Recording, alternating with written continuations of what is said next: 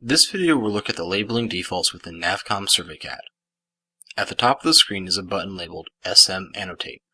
Click on it, and from the drop-down list select Labeling Defaults. This will bring up a list of your labeling defaults, which includes bearings, distances, elevations, descriptions, point numbers, curves, and lots and areas. If you click on one of these, it will bring up the Labeling Defaults dialog box. Another way to get to the screen is to simply select one of the labeling default icons from the MS Defaults toolbar. Across the top of the Labeling Defaults dialog box are tabs for each of your different labeling defaults. Starting on the left is the Bearings default. Here you will choose a style index, which gives you up to 5 different user-defined methods for labeling bearings. There are many settings you can adjust for each style index. First, there is the size of your text, which can be done in either Leroy size or plotted height. Please note that if you choose to use plotted height for the size of your text, you will need to do so from the NavCom CAD defaults, which can be accessed through the MS Tools drop-down menu. For this example, we will use Leroy size of 100, which is equivalent to 1/10 of an inch on paper. The size of the text on your diagram will be calculated from the current drawing scale. Next is Style Name, where you can designate a unique name for the style to identify it from other styles.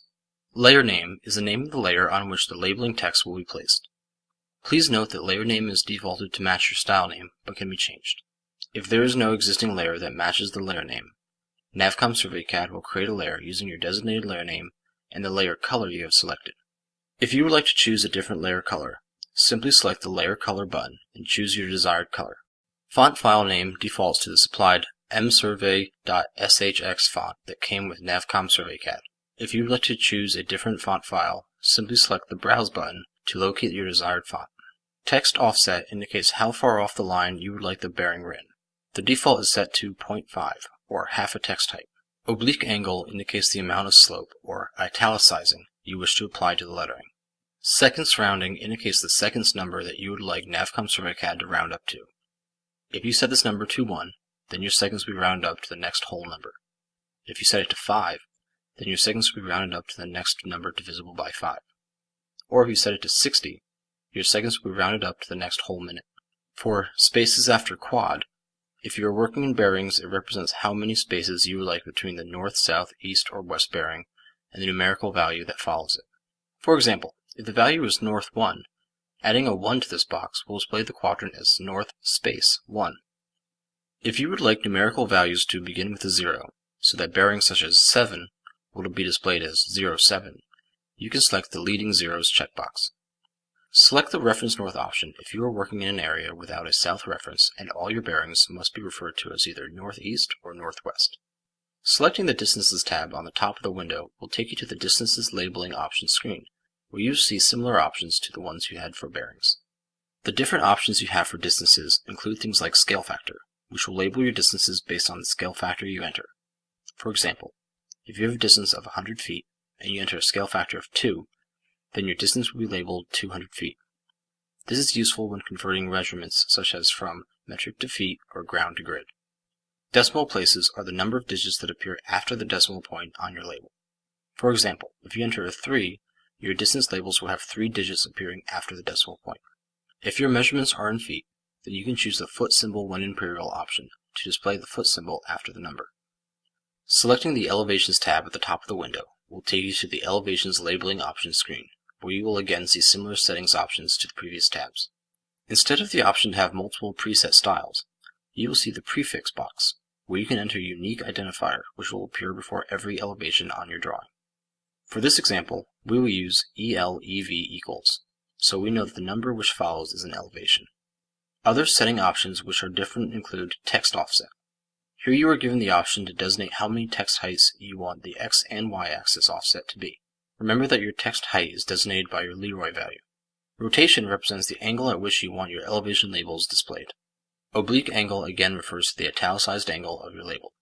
And decimal places refers to the number of digits you would like to see appearing after the decimal point. If you are measuring in feet and would like to see the foot symbol after your elevations, then you can select the foot symbol checkbox. Under your Description tab, you will see a box for your default description. Your default description is set on the screen. However, it is controlled through the toggles to determine when it gets used. The default description would typically be used on any new points that have been created using functions such as auto-add points to objects, so that all the points will have the same description indicating they were created at the same time, as long as the toggle is on to tell NavCom Survey CAD to use this description. Please note that the rotation angle we're using is set to 90. 90 degrees in Survey CAD is horizontal from left to right, 0 is straight up, 360 is straight down, and 270 is horizontal right to left and upside down. It is important to keep in mind that if you're using the surveyor's view, you may want to come in and adjust these settings after you've rotated your project so that the text looks right on the screen. The Point Identifier tab gives you similar options to the previous tabs, with the addition of the Point Layer field. Point Layer designates the layer which the actual point will be placed on, placing it on a separate layer than its labels. Under the Curved Labels tab, you will again see similar options to the previous tabs and labels settings. Once the settings for all your labels are configured, select OK. You will then select the MS Tools button from the top of the screen. Scroll down to NavCom System Defaults, and you will see several options. Save Configuration File will save out your current settings should you need to transfer them to a different machine. Read Configuration File will import the settings from a configuration file that has been saved out from a different machine. Reset Factory Defaults will reset all your defaults to what they were when you first installed NavCom Survey CAD. And you can save it as your default configuration, if you wish to have these settings be automatically set as you have just configured them. To access these options quicker, you can also simply select them from the System Defaults toolbar.